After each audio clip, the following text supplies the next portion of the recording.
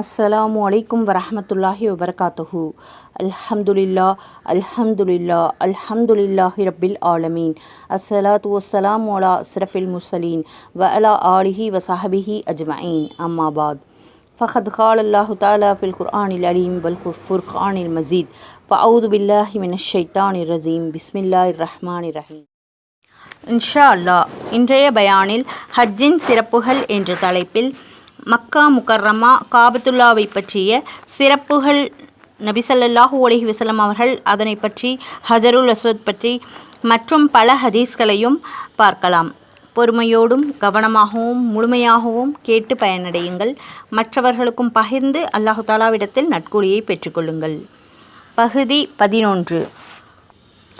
ஹஜ்ஜிற்கு செல்ல வேண்டும் என்று நியத் வைத்திருப்பவர்களும் ஹஜ்ஜுக்கு சென்று வந்தவர்களும் செல்ல போபவர்களும் அனைவரும் ஹஜ்ஜினுடைய, அதாவது காபத்துல்லா மக்காவை பற்றியும் மதினாவை பற்றியும் தெரிந்து கொள்வதற்காக ஹஜ்ஜுடைய சிறப்புகள் என்ற தலைப்பில் நிறைய பகுதிகளாக ஹஜ்ஜுடைய ஒவ்வொரு விஷயங்களையும் தந்து கொண்டிருக்கின்றேன்.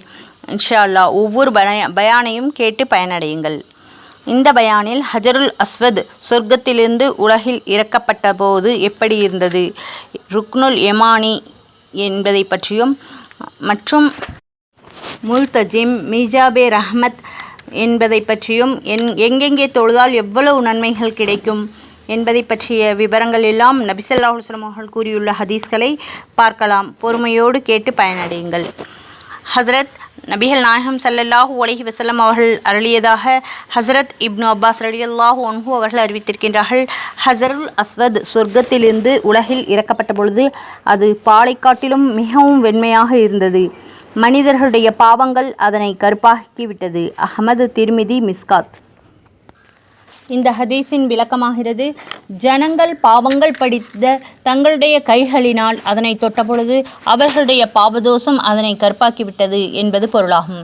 இங்கு நமக்கு ஒரு பெரும் படிப்பினை இருக்கிறது. கையால் தொட்ட காரணத்தினால் கல்லின் மீது பாவங்கள் பிரதிபலிப்பு இவ்வாறு இருக்கிறதென்றால், சதா காலமும் பாவத்திலேயே உழன்று மூழ்கி கொண்டிருப்பவர்களுடைய இதயங்களின் நிலை எவ்வாறு இருக்கும் என்பதை பற்றி சற்று சிந்தித்து பார்க்க வேண்டும். ஒரு ஹதீஸில், மனிதன் ஏதாவது ஒரு பாவம் செய்யும் பொழுது அவனுடைய இதயத்தில் கருப்பு கரை ஒன்று விழுகிறது. அதன் தௌபா இஸ்திக்ஃபார் செய்து அதனை கழுவிவிட்டால் அவனுடைய உள்ளம் பரிசுத்தம் அடைந்து விடுகிறது. இல்லையென்றால் அது உள்ளத்தில் பதிந்தே இருக்கின்றது. இன்னும் அவன் மேற்கொள்ளக்கூடிய பாவம் செய்யும் பொழுது, இன்னும் அதிகமாக பாவம் செய்யும் பொழுது மேலும் கருப்பு புள்ளி விழுந்து கொண்டே இருக்கின்றது. இவ்வாறே பாவங்கள் செய்ய செய்ய இதயமே கருத்து விடுகிறது என்று கூறப்பட்டுள்ளது. அல்லாஹு தஆலா குர்ஆனில் 83வது சூராவின் 14வது வசனத்தில், மாறாக அவர்களுடைய கெட்ட செயல்களில் துரு உள்ளங்களின் மீது ஏறிவிட்டது என்று கூறியிருக்கின்றான். ஒரு ஹதீஸில் ஹஜருல் அஸ்வதும் மகாமே இப்ராஹீமும் சொர்க்கத்தின் யாக்கூத் என்னும் பவளங்களில் 2 பவளங்கள் ஆகும். முஸ்ரிக்குகள் மட்டும் அவை தொடாதிருந்தால் எந்த ஒரு நோயாளியும் அவனுக்கு எப்படிப்பட்ட நோய் இருந்தாலும் சரி அவைகளை தொட்டவுடன் குணமடைந்து விடுவான் என்று கூறப்பட்டிருக்கின்றது. இன்னும் முஹம்மது நபி ஸல்லல்லாஹு அலைஹி வஸல்லம் அவர்கள் கூறியிருக்கின்றார்கள், ஹஜருல் அஸ்வத் சொர்க்க கற்களில் ஒரு கல்லாகும். பாவிகள் அதனை தொட்டதினால் உண்டான பாவ பீடை அதனை பாதிக்காமல் இருந்திருந்தால், குருடு, குஷ்டம் அல்லது வேறு ஏதாவது வியாதியால் பீடிக்கப்பட்டவர்கள் அதனை தொட்டவுடன் சுகம் பெற்று விடுவார்கள் என்று கூறப்பட்டிருக்கின்றது. இஸ்திஹாப். அண்ணல் நபி ஸல்லல்லாஹு அலைஹி வஸல்லம் அவர்கள் அருளியதாக ஹஜ்ரத் அபூ ஹுரைரா ரலியல்லாஹு அன்ஹு அவர்கள் அறிவிக்கின்றார்கள், ருக்னுல் யமானியின் மூலையில் 70 மலக்குகள் நியமிக்கப்பட்டிருக்கின்றார்கள். எவர் ஒருவர் அதனை அடைந்தவுடன், அல்லாஹும்ம இன்னி அஸ்அலுக்கல் அஃவ வல் ஆஃபியா ஃபித் துன்யா வல் ஆஹிரா ரப்பனா ஆத்தினா ஃபித் துன்யா ஹஸனத்தன் வ ஃபில் ஆஹிரதி ஹஸனத்தன் வ கினா அஸாபன்னார் என்ற இந்த துஆவை ஓதிக்கொள்வாரோ அவர்களுக்கு அந்த மலக்குகள் ஆமீன் என்று கூறுகிறார்கள். துஆவினுடைய பொருள், யா அல்லாஹ், நான் உன்னிடம் மன்னிப்பையும் 2 உலக சுகத்தையும் வேண்டுகின்றேன். யா அல்லாஹ், இந்த உலகத்திலும் நன்மையை எங்களுக்கு வழங்குவாயாக, மறு உலகத்திலும் நன்மையை எங்களுக்கு வழங்குவாயாக, நரக வேதனையிலிருந்து எங்களை காத்தருள்வாயாக. இப்னு மாஜா, மிஸ்காத். ருக்னுல் யமானி என்பதும் பரக்கத்துக்கள் நிரம்பிய ஒரு இடமாகும். ஹஜ்ரத் இப்னு உமர் ரலியல்லாஹு அன்ஹு அவர்கள், நாம் அண்ணல் நபி ஸல்லல்லாஹு அலைஹி வஸல்லம் அவர்கள் ஹஜருல் அஸ்வதையும் ருக்னுல் யமானியையும் இஸ்திலாம் செய்வதை பார்த்தது முதல் நெருக்கடியிலும் நெருக்கடி குறைவான சமயத்திலும் அவற்றின் இஸ்திலாமை கைவிட்டதில்லை என்று கூறுகிறார்கள். ருக்னுல் யமானியின் இஸ்திலாம் என்பது தவாஃபின் பொழுது அதன் மீது 2 கைகளாலும் தொடுவதற்கு பெயராகும். ஒரு ஹதீஸில் ஹஜருல் அஸ்வதையும் ருக்னுல் யமானியையும் தொடுவது பாவங்களை உதிர்த்து விடுகிறது என்பதாக கூறப்பட்டுள்ளது. இன்னொரு ஹதீஸில் பெருமானார் ஸல்லல்லாஹு அலைஹி வஸல்லம் அவர்கள் ருக்னுல் யமானியையும் முத்தமிட்டிருக்கின்றார்கள் என்று சொல்லப்பட்டுள்ளது. இஸ்திகாப். இங்கு ஒரு விஷயத்தில் கவனத்தில் வைப்பது மிக அவசியமாகும். அதாவது ஹஜருல் அஸ்வத் இன்னும் ருக்னுல் யமானி உடைய இஸ்திலாம் பிறருக்கு நோவினை ஏதும் ஏற்படாதவாறு இருக்க வேண்டும். ஏனென்றால் அதனை முத்தமிடுவது முஸ்தஹபான ஒரு செயல்தான். ஆனால் முஸ்லிம்களுக்கு நோவினை கொடுப்பது ஹராமாகும். அண்ணல் நபி ஸல்லல்லாஹு அலைஹி வஸல்லம் அவர்களுடைய ஹதீஸை ஹஸரத் இப்னு அப்பாஸ் ரலியல்லாஹு அன்ஹு அவர்கள் அறிவிக்கின்றார்கள். முல்தஜம் துஆக்கள் ஒப்புக்கொள்ளப்படக்கூடிய ஒரு இடமாகும். எந்த ஒரு அடியானும் அங்கு துஆ கேட்டு ஒப்புக்கொள்ளப்படாமல் இருந்ததில்லை. ஹிஸ்னு இதனுடைய விளக்கம், முல்தஜம் என்னும் ஹஜருல் அஸ்வதிலிருந்து காபாவுடைய வாசல் வரை உள்ள இடத்தினுடைய பெயராகும். முல்தஜம் என்பதற்கு கட்டி அணைக்கும் இடம் என்பது பொருளாகும். அந்த இடத்தை நெஞ்சோடு அணைக்கப்படுவதால் அதற்கு முல்தஜம் என்று பெயராகிவிட்டது. ஹஜ்ரத் இப்னு அப்பாஸ் ரலியல்லாஹு அன்ஹு அவர்கள் இந்த இடத்தில் தன்னுடைய நெஞ்சத்தையும் முகத்தையும் சுவற்றின் மேல் பதித்து தன்னுடைய 2 கைகளையும் சுவற்றின் மீது பரவலாக விரித்து இவ்வாறே அண்ணல் நபி ஸல்லல்லாஹு அலைஹி வஸல்லம் அவர்களை செய்ததை நான் கண்டேன் என்று கூறினார்கள். இந்த விஷயம் அபு தாவூத் என்ற கிரந்தத்தில் எழுதப்பட்டிருக்கின்றது. இந்த இடத்தில் துஆ கபூலாகும் விஷயத்தை கூறக்கூடிய இந்த ஹதீஸை என்னுடைய ஆசிரியர் முதல் முஹம்மது நபி ஸல்லல்லாஹு அலைஹி வஸல்லம் அவர்கள் வரை ஹதீஸை கற்றுத்தரக்கூடிய ஆசிரியர்கள் அனைவரும் இதனை பாடம் சொல்லிக் கொடுக்கும் வேளையில் தங்களுடைய சுய அனுபவத்தை இந்த இடத்தில் நான் துஆ செய்தேன், இது ஒப்புக்கொள்ளப்பட்டது என்று சொல்லி காட்டியிருக்கின்றார்கள். சுப்ஹானல்லாஹ். ஹஸ்ரத் ஹசன் பஸரி ரஹ்மத்துல்லாஹி அலைஹி அவர்கள் மக்கா வாசிகளுக்கு எழுதிய சொல்லும் பொழுது, மக்கா முகர்ரமாவில் 15 இடங்களில் துஆக்கள் கபூலாகின்றன. அந்த இடங்கள், முதலாவதாக மக்கா முகர்ரமாவில் 15 இடங்களில் துஆ கபூலாகக்கூடிய இடங்களில் முதலாவதாக தவாப் செய்யும் பொழுது, இரண்டாவது முல்தஜமில், மூன்றாவது மீஜாபே ரஹமத்திற்கு அருகாமையில், நான்காவது காபத்துல்லாவுடைய உள்பகுதியில், ஐந்தாவது ஜம்ஜம் கிணற்றுக்கு அருகில், ஆறாவது சஃபா மர்வா குன்றுகளின் மீது, ஏழாவது மர்வாவுடைய குன்றின் மீது, எட்டாவது அவைகளுக்கிடையில் தொங்கோட்டம் ஓடும் பொழுதும், ஒன்பதாவது மகாமே இப்ராஹீமுக்கு அருகில், பத்தாவது அரஃபாவுடைய மைதானத்தில், 11வது முஸ்தலிஃபாவில், 12வது மினாவில், 13, 14, 15 ஆகிய மூன்று சைத்தான்களுக்கு கல்லெறியக்கூடிய நேரத்தில் துஆ செய்து கொள்ள வேண்டும். இந்த இடங்களில் துஆ செய்யும் பொழுது அல்லாஹ் தஆலா ஏற்றுக்கொள்கின்றான். முல்தஜிம் மீசாபே ரஹமத்தின் கீழ் ருக்னில் யமானுக்கு அருகில் சஃபா மருமா மலைகளின் மீதும் அவற்றின் இடையிலும் ஹஜருல் அஸ்வத்திற்கும் மகாமே இப்ராஹிமிற்கு இடையில் உள்ள பகுதியில், காபாவுடைய உள்பகுதியில், மினா, அரஃபா, முஸ்தலிஃபா ஆகிய இடங்களிலும் 3 ஷைத்தான்களுக்கு கல்லெறியும் இடங்களிலும் துஆ கபூலாகின்றது. இவைகள் மட்டுமல்லாமல் மற்றும் மதாஃப், அதாவது தவாஃப் செய்யக்கூடிய இடம், பைத்துல்லாவை பார்த்ததும் ஹத்தீம், ருக்னுல் யமானிக்கும் ஹஜருல் அஸ்வதிற்கும் இடையிலுள்ள பகுதி ஆகிய இடங்களிலும் துஆக்கள் விசேஷமாக ஒப்புக்கொள்ளப்படுகிறது என்று உலமாக்கள் கூறியிருக்கின்றார்கள். முல்தஜம் என்பது ருக்னுல் யமானியிலிருந்து காபாவுடைய மூடப்பட்டு போன மேற்கு வாசல் வரை உள்ள பகுதிக்கு பெயர் என்று கூறுகிறார்கள். ஆனால் இது பிரபலமான கூற்றுக்கு மாற்றமான கருத்தாகும். எனினும் அது சில பெரியார்களுடைய சொல்லாக இருக்கிறது என்பதையும் கவனத்தில் கொள்ள வேண்டும். அடுத்ததாக அண்ணல் நபி ஸல்லல்லாஹு அலைஹி வஸல்லம் அவர்கள் அருளியதாக ஹஸரத் அனஸ் இப்னு மாலிக் ரலியல்லாஹு அன்ஹு அவர்கள் அறிவிக்கின்றார்கள், ஒருவர் தன்னுடைய வீட்டில் தொழுவாரே ஆனால் அவர்களுக்கு தொழுகையுடைய நன்மைகள் கிடைக்கும். மஹல்லாவுடைய மஸ்ஜிதில் தொழுவதால் 25 மடங்கு அதிகமாக நன்மைகள் கிடைக்கும். மேலும் ஜும்மாவுடைய பள்ளிவாசலில் சென்று தொழுதால் 500 மடங்கு நன்மைகள் கிடைக்கின்றன. சுப்ஹானல்லாஹ். இன்னும் பைத்துல் முகத்தஸின் பள்ளிவாசலில் தொழுதால் 50,000 நன்மைகள் தொழுகையாளிகளுக்கு உண்டு. என்னுடைய பள்ளியில், அதாவது மதீனா முனவ்வராவில் அல்லது மஸ்ஜிது நபவியில் தொழுதால் 50,000 நன்மைகள் கிடைக்கும். பைத்துல் முகத்தஸில் தொழுதால் 25,000 நன்மைகளும், மஸ்ஜிது நபவியில் தொழுதால் 50,000 நன்மைகளும் கிடைக்கும். மக்கா முகர்ரமாவின் மஸ்ஜிதுல் ஹராமில் தொழுதால் 1,00,000 தொழுகையுடைய நன்மைகள் கிடைக்கும். சுப்ஹானல்லாஹ். இப்னு மாஜா மிஸ்காத். பல ஹதீஸ்களில் மக்காவின் மஸ்ஜிதுல் ஹராமில் தொழுவதால் 1,00,000 தொழுகைகளுடைய நன்மைகள் கிடைக்கன என்று கருத்து கூறப்பட்டுள்ளது. ஹசன் பசரி ரஹமத்துல்லாஹி அலைஹி அவர்கள் கூறுகிறார்கள், மக்காவில் நான் ஒரு நோன்பு நோட்பது மக்காவிற்கு வெளியே 1,00,000 நோன்பு நோட்புகளை நோட்பதற்கு சமமாகும். அங்கு ஒரு திர்ஹம் சதகா செய்வது ஹரமிற்கு வெளியே 1,00,000 தர்ஹம்கள் சதகா செய்வதற்கு ஒப்பாகும். திர்ஹம் என்பது ஏறத்தாழ 25 பைசாவிற்கு சமம். அதேபோல அங்கே செய்யப்படும் ஒவ்வொரு நல்ல செயல்களுக்கும் உள்ள நன்மையும் மக்காவிற்கு வெளியே செய்யப்படக்கூடிய லட்ச நன்மைகளுக்கு ஒப்பாகும். இஸ்திஹாப் 3ஆம் பாகத்தில் ஹரம் ஷரீஃபில் ஆற்றப்படக்கூடிய ஒரு நன்மை 1,00,000 நன்மைகளுக்கு சமமாகும் என்று முஹம்மது நபி ஸல்லல்லாஹு அலைஹி வஸல்லம் அவர்கள் அருளியதாக சொல்லப்பட்டிருக்கின்றது. பல ஹதீஸ்களின் மூலமாகவும் மஸ்ஜிதுல் நபவியில் கிடைக்கக்கூடிய நன்மைகளும் மஸ்ஜிதுல் அக்ஸாவை காட்டிலும் மிகுதமானது என்று விளக்கப்படுகிறது. ஆனால் தலைப்பு மஸ்ஜிதுகளின் 2 மஸ்ஜிதுகளின் நன்மைகளும் 50,000 என்பதாக அறிவிக்கப்பட்டுள்ளது. எனவே இந்த ஹதீஸிற்கு உலமாக்கள் விளக்கம் கூறுகிறார்கள். ஒவ்வொரு மஸ்ஜிதில் கிடைக்கும் நன்மையும் அதற்கு முன் சொல்லப்பட்ட மஸ்ஜிதை கவனித்து சொல்லப்பட்டிருக்கின்றது. அதாவது ஜுமாவுடைய பள்ளியின் நன்மைகள் மஹல்லா பள்ளிகளின் நன்மைகளை விட 500 மடங்கு மிகுதமானது என்று கருத்தாகும். இந்த கணக்குப்படி ஜும்மா பள்ளிவாசலின் நன்மைகள் 12,500 ஆகிவிடுகின்றது. இன்னும் மஸ்ஜிதுல் அக்ஸாவுடைய நன்மைகள் 62,50,00,000 ஆகிவிட்டது. மஸ்ஜிது நபவியின் நன்மைகள்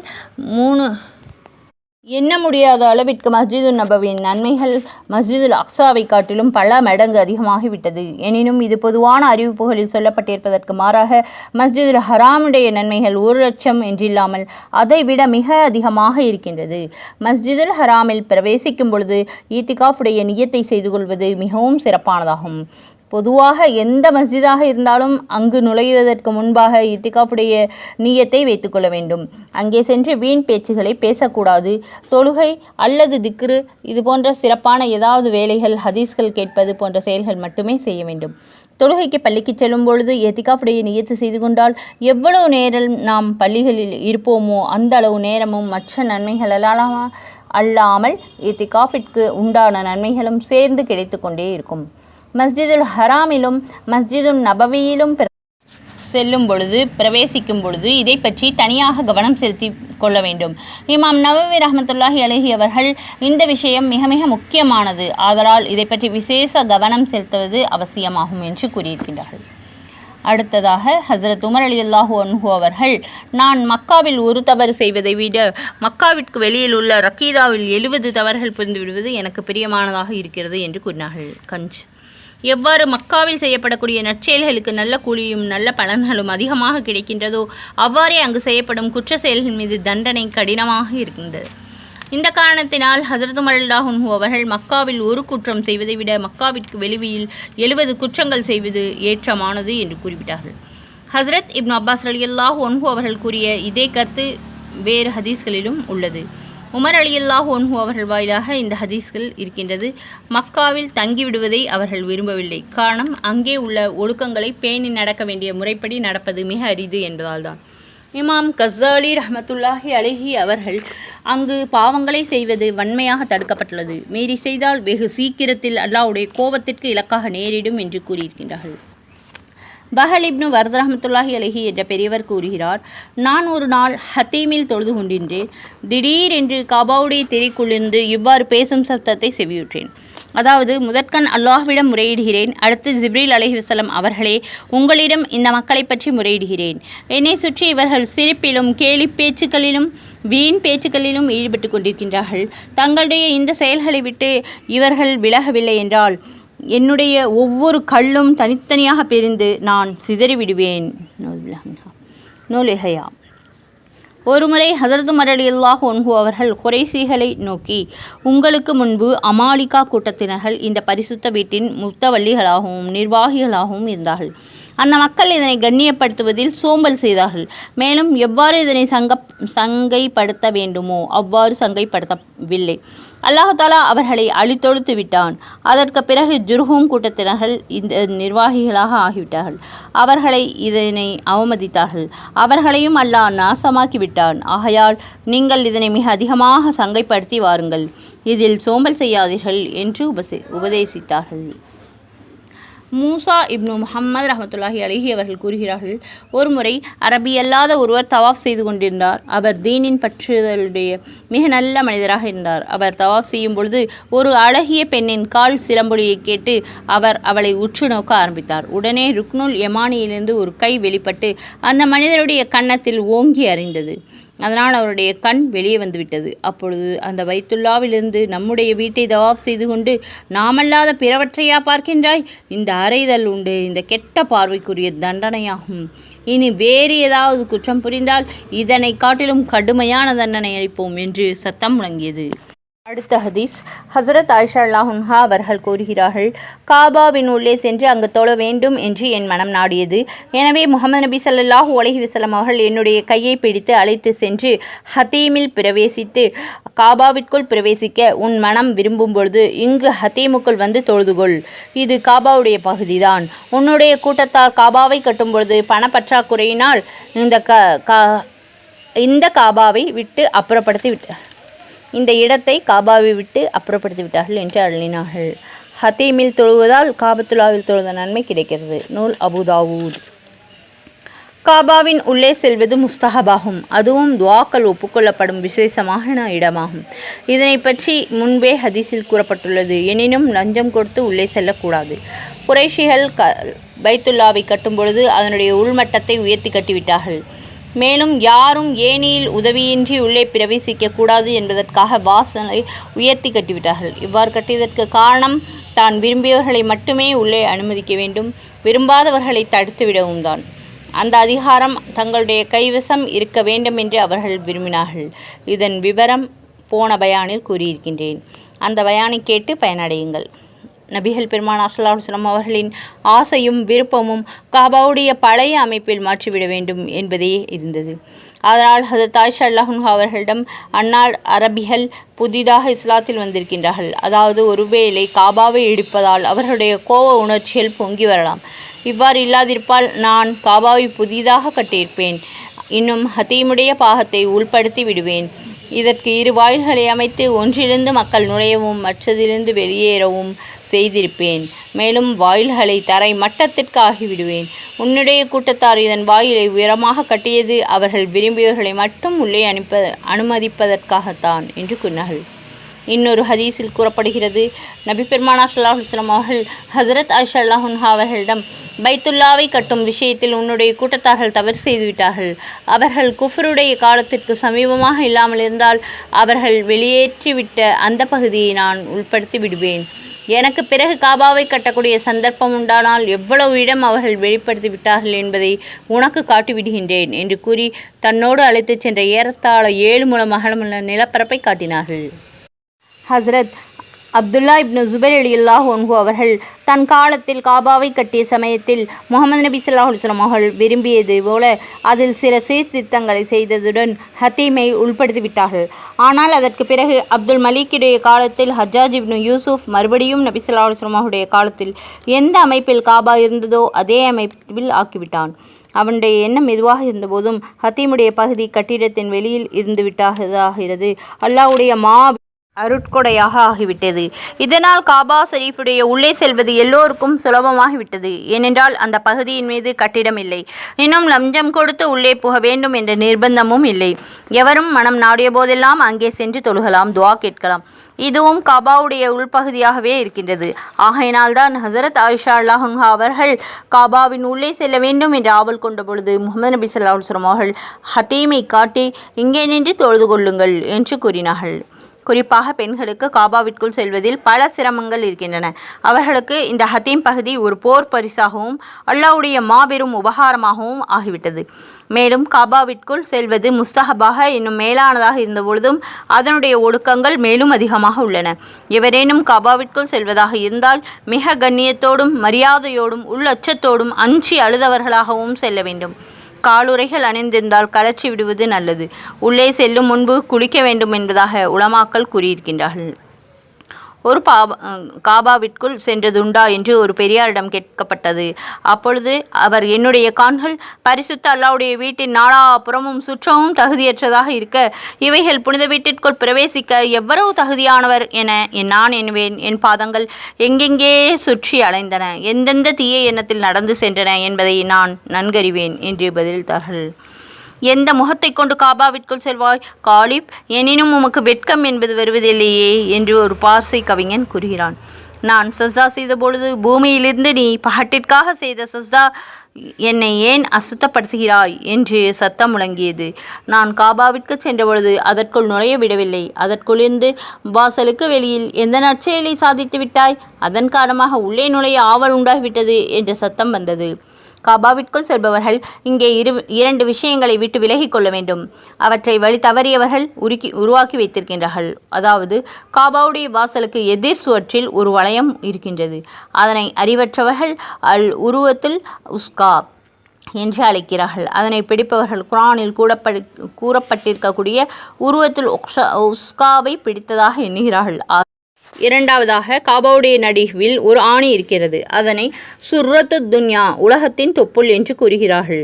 இந்த விஷயங்கள் வீணானதும் மடமையானதும் ஆகும், உண்மை அற்றதும் ஆகும். மனாசிக் இஸ்திகாப். முகமது நபி ஸல்லல்லாஹு அலைஹி வஸல்லம் அவர்கள் அருளியதாக அதை தான் செவியுற்றதாக ஜாபிர் ரலியல்லாஹு அன்ஹு அவர்கள் அறிவிக்கின்றார்கள். ஜம்சம் நீர் எந்த நியத்தோடு அருந்தப்படுகின்றதோ அதை கொண்டு பலன் தருகிறது. இப்னு மாஜா. இந்த ஹதீஸின் விளக்கமாகிறது, நீ அதனை தாகம் தணிக்க பருகினால் அது அதனுடைய பலனை தரும். இன்னும் உணவிற்கு பதிலாக நீ பசி நீங்க சாப்பிட்டால், வயிறு நிரம்ப குடித்தால் அதன் பயனை அது தரும். மேலும் ஏதேனும் நோய் தீர்வதற்காக அருந்தினால் அது அந்த நற்பலனை அளிக்கும். ஹசரத் ஜிப்ரீல் அலைஹிவஸல்லம் அவர்கள், இது அவர்களுடைய சேவை. ஹசரத் இஸ்மாயில் அலைஹிவஸல்லம் அவர்கள், தண்ணீர் பந்தலாகும் என்று வந்துள்ளது. ஹசரத் ஜிப்ராயில் அலைஹிவஸல்லம் அவர்களுடைய சேவை என்பதில் பொருள் அவர்களுடைய காரணமாக இந்த ஜம்சம் நீரூற்று பூமியிலிருந்து பொங்கி வந்தது என்பதாகும். சரித்திரம் பிரபலியமானதும் எல்லோருக்கும் தெரிந்ததும் ஆகும். ஹசரத் சுப்யான் இப்னு உயைனா ரஹமத்துல்லாஹி அலைஹி அவர்கள் ஒரு புகழ்பெற்ற ஹதீஸ் கலை வல்லுனர் ஆவார்கள். அவர்களிடம் ஒரு மனிதர் வந்து, ஜம்சம் நீரை எந்த நோக்கத்திற்காக குடிக்கப்படுமோ அதே பலனை அது அளிக்கக்கூடியதாக இருக்கிறது என்று முகமது நபி ஸல்லல்லாஹு அலைஹி வஸல்லம் அவர்கள் அருளியதாக தாங்கள் கூறுகிறீர்களாமே, என்ன இந்த ஹதீஸ் ஏற்றத்தகுந்ததுதானா என்று கேட்டார். அதற்கு அந்த பெரியவர், ஆம், இது உண்மையான ஹதீஸ் தான் என்றார்கள். உடனே அந்த மனிதர், அப்படியென்றால் தாங்கள் எனக்கு 200 ஹதீஸ்களை கற்றுத்தர வேண்டும் என்பதற்காக நான் அதனை குடித்தேன் என்றார். அந்த பெரியவரும் இந்த அம்மனிதரை நோக்கி உட்காருங்கள் என்று கூறி 200 ஹதீஸ்களை அறிவித்துக் கொடுத்தார்கள். இப்னு உயைனா ரஹமத்துல்லாஹி அலைஹி அவர்கள் கூறுகிறார்கள், ஹஜ்ரத் உமர் ரலியல்லாஹு அன்ஹு அவர்கள் ஜம்சம் நீரை குடிக்கும் பொழுது, யா அல்லாஹ், கியாமத்துடைய நாளின் தாகத்தை தணிப்பதற்காக நான் இதனை குடிக்கின்றேன் என்று கூறுவார்கள். கஞ்ச் இஸ்திகாப். சுப்ஹானல்லாஹ். அண்ணல் நபி ஸல்லல்லாஹு அலைஹி வஸல்லம் அவர்கள் ஹஜ்ஜத்துல் வதாவின் பொழுது ஜம்சம் தண்ணீரை நிறைய குடித்தார்கள். பிறகு, நானே வாளியில் இறைத்து பருக வேண்டும் என என்னுடைய மனம் விரும்புகிறது, ஆனால் ஜனங்களும் அவ்விதமே இறைத்து குடிக்க ஆரம்பித்து விடுவார்கள் என்பதால் நான் அவ்வாறு செய்யவில்லை என்று கூறினார்கள். சில அறிவிப்புகளில் முகமது நபி ஸல்லல்லாஹு அலைஹி வஸல்லம் அவர்களே இறைத்தார்கள் என்று கூறப்பட்டுள்ளது. ஒரு சமயம் தாமே இறைத்திருக்கலாம், மற்றொரு சமயம் நெருக்கடியின் காரணமாக எவ்வாறு சொல்லியிருக்கலாம். பெருமானார் ஸல்லல்லாஹு அலைஹி வஸல்லம் அவர்கள் கூறினார்கள், ஹஜ்ரத் அப்பாஸ் ரலியல்லாஹு அன்ஹு அவர்களிடம் ஜம்சம் நீரை கொண்டு வரும்படி கூறினார்கள். அதற்கு அவர்கள், இந்த தண்ணீரில் எல்லோரும் கைவிட்டு விடுகிறார்கள். அதாவது ஜம்சம் நீர் ஹவுல் என்ற தொட்டியில் நிரப்பி வைக்கப்பட்டிருக்கலாம். அதை குறித்து அவர்கள் கூறினார்கள், வீட்டில் சுத்தமான நீர் இருக்கின்றது, அதிலிருந்து கொண்டு வரவா என்று வினவினார்கள். அதற்கு முகமது நபி ஸல்லல்லாஹு அலைஹி வஸல்லம் அவர்கள், வேண்டாம், எதிலிருந்து ஜனங்கள் குடிக்கின்றார்களோ அதிலிருந்தே கொடுங்கள் என்று அருளினார்கள். அவ்வாறே அவர்களும் கொண்டு வந்து கொடுக்க அண்ணல் நபி ஸல்லல்லாஹு அலைஹி வஸல்லம் அவர்கள் அதனை குடித்தார்கள். பிறகு தன்னுடைய கண்களின் மீதும் தெளித்து கொண்டார்கள். மறுபடியும் 2ஆம் முறையாக வாங்கி கொடுத்தார்கள். மறுபடியும் அதன் மேல் தெளித்து கொண்டார்கள். ஹஜ்ரத் முஹம்மது நபி ஸல்லல்லாஹு அலைஹி வஸல்லம் அவர்கள் கூறினார்கள், நமக்கும் முனாஃபிக்கீன்களுக்கும் இடையில் உள்ள வித்தியாசம் அவர்கள் ஜம்சம் நீரை அதிகமாக வயிறு நிறைய குடிப்பதில்லை என்பதே. அதாவது சாதாரணமாக சிறிதளவே குடிப்பார்கள். இன்னொரு ஹதீஸில் முகமது நபி ஸல்லல்லாஹு அலைஹி வஸல்லம் அவர்கள் சொல்லுகிறார்கள், ஒரு முறை நபி ஸல்லல்லாஹு அலைஹி வஸல்லம் அவர்களுடைய வாளியில் ஜம்சம் நீரை இறைக்கும்படி உத்தரவிட்டார்கள். வாளி இறைக்கப்பட்டு கிணற்றின் ஓரத்தில் வைக்கப்பட்டது. பெருமானார் ஸல்லல்லாஹு அலைஹி வஸல்லம் அவர்கள் அந்த வாளியை கையால் பிடித்து பிஸ்மில்லாஹ் என்று சொல்லி வெகு நேரம் வரை குடித்தார்கள். அதற்கு பிறகு அல்ஹம்துலில்லாஹ் என்று கூறினார்கள். பிறகு மறுபடியும் பிஸ்மில்லா சொல்லி நீண்ட நேரம் குடித்தார்கள். அதன் பிறகு அல்ஹம்துலில்லாஹ் என்று கூறினார்கள். அதற்கு பிறகு நம்மிலும் நயவஞ்சகர்களிலும் உள்ள வித்தியாசம், அவர்கள் இதனை வயிறு நிறைய நிரம்ப குடிக்க மாட்டார்கள் என்று சொல்லப்பட்டது. இன்னொரு ஹதீஸில் முஹம்மது நபி ஸல்லல்லாஹு அலைஹி வஸல்லம் அவர்கள் நல்லோர்களின் முசல்லாவில், அதாவது தொழுகையுடைய இடத்தில் தொழுது கொள்ளுங்கள், இன்னும் நல்லோர்களுடைய தண்ணீரிலிருந்து தண்ணீரை குடித்து கொள்ளுங்கள் என அருளினார்கள்.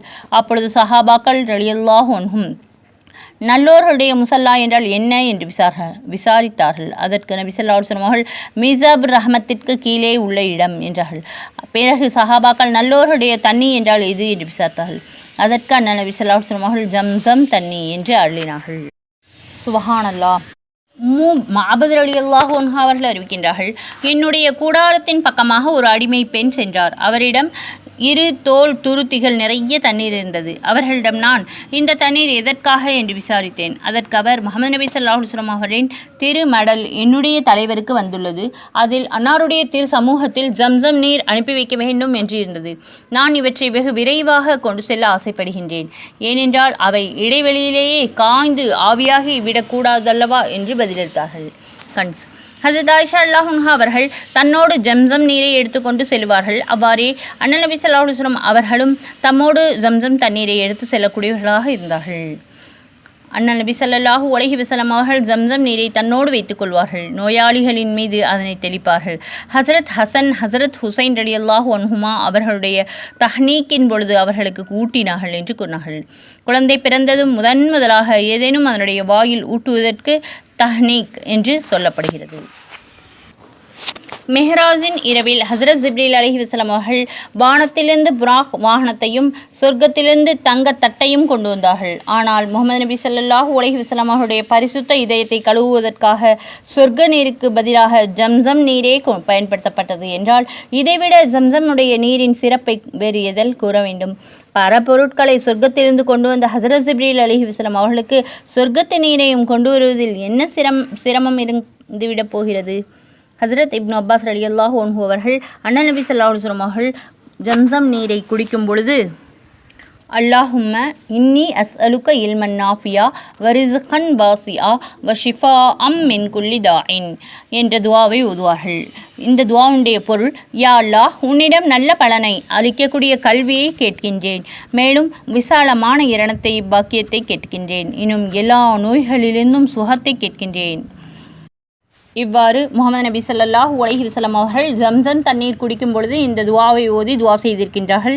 இதுபோன்று நாமும் ஜம்சம் தண்ணீர் குடிக்கும் பொழுது நமக்கு தேவையான ஹலாலான ஹாஜத்துகளை அல்லாஹ்விடம் துவா செய்துவிட்டு அதற்கு பிறகு நீர் அருந்த வேண்டும்.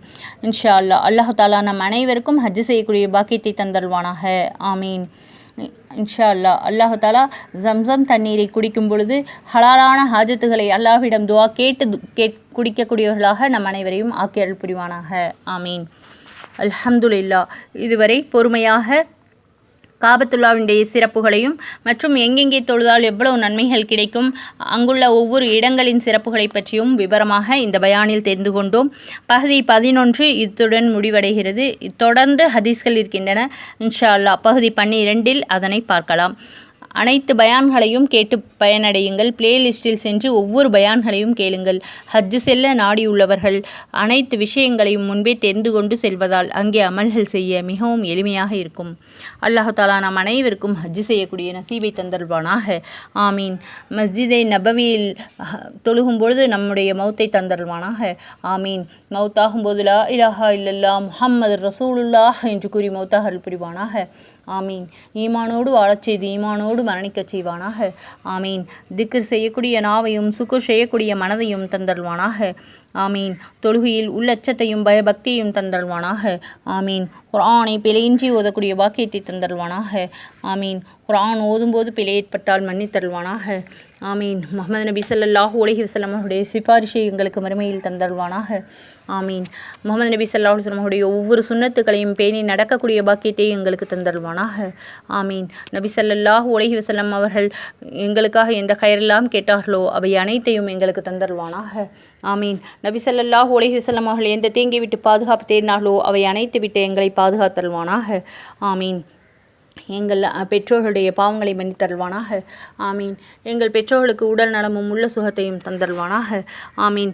எங்கள் அனைத்து முஸ்லீம்களுக்கும் அமீன்களுக்கும் ஹஜ்ஜை நசீபாக்குவானாக. ஆமீன். யா அல்லாஹ், இவ்வளோ நேரமாக பொறுமையாக பயான் கேட்ட அனைவருக்கும் அதற்குரிய நட்குழியை தந்தருள்வாயாக. ஆமீன். கற்ற ஹதீஸின்படி நடக்கக்கூடிய பாக்கியத்தை தந்தருள்வாயாக.